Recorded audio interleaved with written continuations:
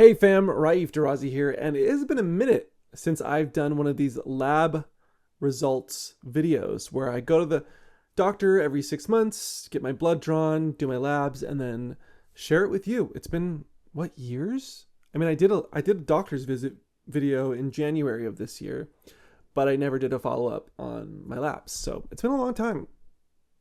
Time to get back into the groove of things. And I just want to add that I'm creating this content, this video, as a member of NMAC's 2025-2026 Digital Engagement Fellowship. The views I share are my own and do not necessarily reflect those of NMAC. Over the next 6 months, I'm creating content in partnership with them simply to continue education and awareness around HIV. I just have to say, I'm going to vent for a second because I already recorded this entire video. All of it. It was like, I had like 25 minutes of unedited video footage. And right as I was doing my wrap up and getting ready to stop recording, I realized that I never started recording my audio. So I had no audio, and this is round two, take two. So this time audio is going. I have it separate from my video. So that's probably something I want to fix in the future, but here we are. Okay, on to my lab results. I want to start out with arguably one of the most important lab results, which is the HIV-1 RNA quantitative real-time PCR, fancy words for checking your viral load. And as is always the case, my viral load is undetectable or not detected. I will say there has been maybe once or twice since 2012 since I became undetectable where I had a viral blip. I know some of you get really worked up about viral blips. Not to worry, if it's just a one and done, it's not a big deal. People have blips all the time. And it doesn't mean that you're not untransmittable anymore either. You can have a blip and still not be transmittable. On to the next, lymphocyte. My lymphocyte subset panel 5 shows that my absolute CD4 cells, T cells, and this is arguably the other of the two most important test results that we get every 6 months or however often that you get your lab done, aside from the viral load, is your T cell or your CD4 cells. Same thing. Mine are at 616, which for me is really great. You can see the reference range is from 490 to 1740. That's like the typical range of a normal healthy human being. When I was diagnosed with AIDS, it was below 200. It was, I think, 169. And I wanted it to get higher, but for years, it kind of hovered in the 400s. And I was a little dismayed by that. I wanted it to get higher to show, wow, I really conquered HIV and I'm healthy again. But it just kind of hovered there, and it was really frustrating for me. And it wasn't until maybe in the last few years that I learned that it's kind of typical if you are diagnosed with AIDS that your CD4 only rises on average about 300. So being in the 400s was typical for someone in my circumstances. And then in the last, I want to say 2 or 3 years, somewhere in there, I remember reading an article, and I did share it on this channel at one point, about a supplement called propolis that was studied and was shown to help increase CD4 T cells. And so I added that to my supplement regimen. And since then, I've noted that I've had higher CD4 values over time, and more of my lab results have been higher. I've gotten as high as just above 700, I think, is probably the highest I've ever been.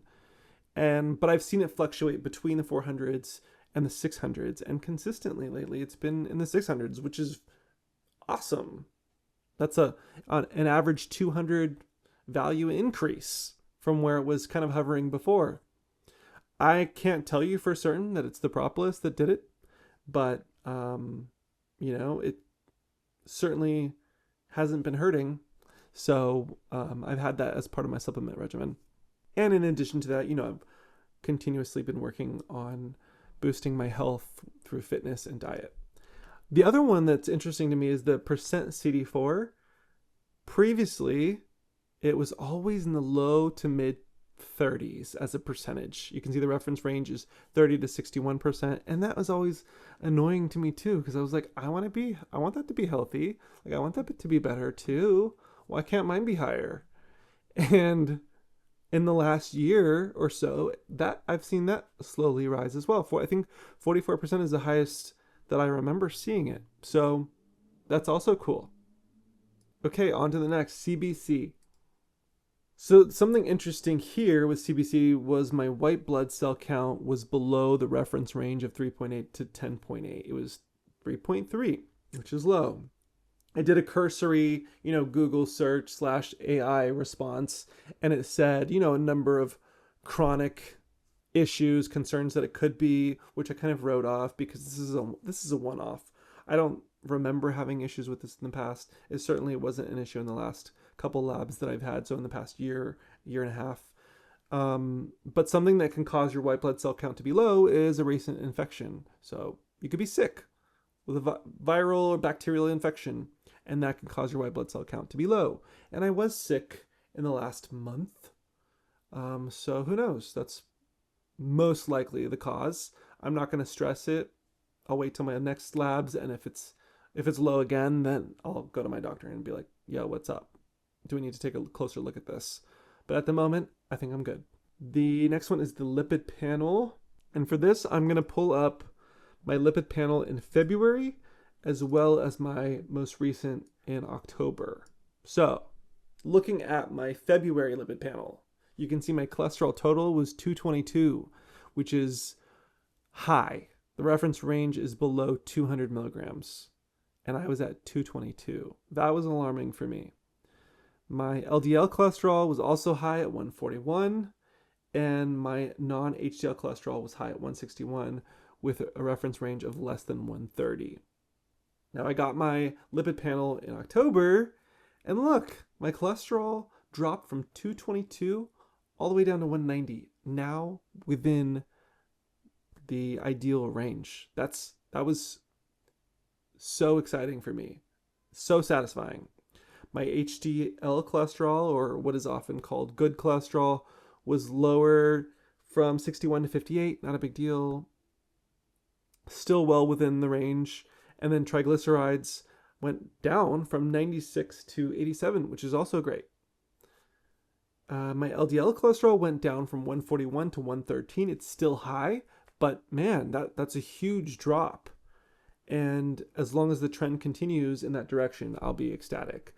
My non-HDL cholesterol dropped from 161 to 132, also still high, but look, with the reference range being less than 130, I'm at 132. I'm right on the cusp and heading in the right direction. So this was probably the result that was the most exciting for me. And I'm sure that a lot of that is attributed to me getting back into fitness and working on my diet. And I'll talk about that more in just a sec after I continue the rest of these results. Moving on to CMP.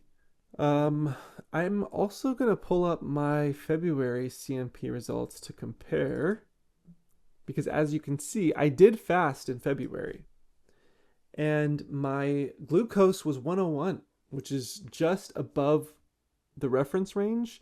And it says here, if you're between 100 and 125, that's consistent with pre-diabetes and should be confirmed with a follow-up test. I was concerned about that. Pre-diabetes? What are you talking about? So I think that really spurred me into a lot of action as well. I mean, I was already getting back into the gym as of 2024, but it was slow. It was incremental because it had been so long since I was consistently going to the gym. My body needed time to get back into the groove. Like my muscles might be ready, but my ligaments, my tendons, my bones, those are things that take more time to adjust to new stressors, physical stressors. So I really had to take it easy that first year. And it wasn't really until this year that I've been really pushing myself to get back into my old volume of exercise and really pushing myself, pushing new PRs and things like that. So I went in October, and I kind of beat myself over the head because I was like, shoot, I forgot to fast. What a noob mistake. I fasted in February, but I didn't fast this time. So I'm like, my glucose is for sure going to be high. So just let that go. That's going to be a loss, whatever. But I got my glucose, and surprisingly, it was just within the reference range. And that was having eaten a breakfast right before. So that's great. Presumably, my glucose would have been lower had I fasted. So that's also major progress from February alone. Again, fitness and diet. And then the other thing I want to look at on these results is creatinine. So as you see, my creatinine is in the healthy range. It's never not been in the healthy range since I've been getting labs, as far as I can remember, since 2012. I take creatine on a regular basis. Pre-pandemic, especially when I was in competition mode, every single day. Creatine. Now I take it, I would probably say like 3, 4, 5 times a week. And it's increasing. A lot of people reach out to me with concern about creatine because they're worried about their creatinine and their results, their lab results spiking, being an indicator of kidney dysfunction. And I've explained it on this channel before, and I'll explain it again. What my doctor told me is that creatinine is an indicator of kidney function, but it doesn't necessarily mean that your kidney isn't functioning well if your creatinine level spikes. So creatine could cause your creatinine level to spike, but that doesn't mean that your kidney's not working properly. In order to really find that out, you'd have to do more in-depth follow-up testing. With that being said, I think there's a lot of grief that creatine gets that maybe isn't really warranted. It's a highly studied supplement. It's a really cheap supplement. And I think with the observation of a physician, anyone who's working on their physical health should really consider supplementing with creatine. And if your doctor is one of those doctors who really pushes back on all supplements simply because you have HIV, like you can't have protein, you can't have creatine, you can't take pre-workout, like you can't put any extra supplements in your body because it might be hard on your kidney and or your liver, you need to push back a little bit and advocate for yourself. If physical fitness is really important to you and this is really part of your lifestyle and you want to supplement so that you can get the most out of your training, then talk to your doctor about, like, tell them that this is something you want to do. And so you need them to be on board with you to monitor these things, and you can do it in a healthy and safe way. If they don't want to do that, whether they're too lazy or too busy or whatever the reason is, and you have the ability to find a new doctor, I would consider getting someone who's not just kind of like talking at you about your health, but is actually willing to sit down with you and work on what your goals are and work with you to achieve those goals, and not just write you off because they don't want to put in the extra work. Anyway, that's just my 2 cents. Moving on to vitamin D. This is something I don't think I've ever had tested before that I can remember. And my doctor just threw this in there. And I'm glad he did because it's cool to see the results. My vitamin D, the reference range is 30 to 100. I was at 52. If you're below 20, you're considered deficient. 20 to 29 is insufficient.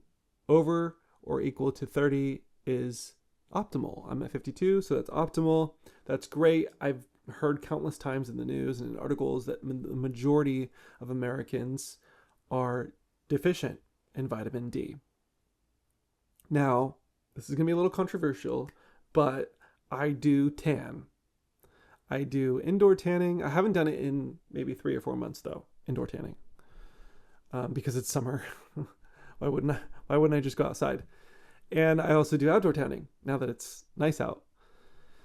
So, but I have to say it's in a very controlled manner. I don't burn typically. When I do indoor tanning, it's like a very specific 6 minutes or 8 minutes or however long. And it's in a very controlled setting. And if I do outdoor tanning, I know how long I can be outdoor and tan and not get pink or red. I think that that is reasonable. I think that as human beings, we are equipped to be out in the sun to gain the benefits of having sun exposure in limited sessions and be okay. Is there some risk from UV radiation? Of course. Life is a balance, balancing risks and benefits constantly. Risk, benefits, risk, benefits. Maybe this is one of my vices, but maybe I also think that there are a lot of benefits that I get from sun and UV exposure that for me outweigh the risks. Yes, I understand that UV exposure causes cell degradation, potential DNA damage, leading to cancer cells. The fact is that we are constantly having these things happen in our body where we have cancer cells developing throughout our entire lives, and our immune system is there to find and eradicate these cells constantly. It's always happening. And so my goal is to just support my immune system so that it can do the work that it does best. That I can get the benefits of something like sun exposure, UV exposure, which will help me with just overall sense of well-being, physiologically enhancing my mood, also providing me with vitamin D, and who knows what else. Also, in addition to that, I supplement with vitamin D also in the form of vitamin D3 plus K2. Supposedly, those two together help make the vitamin D more bioavailable.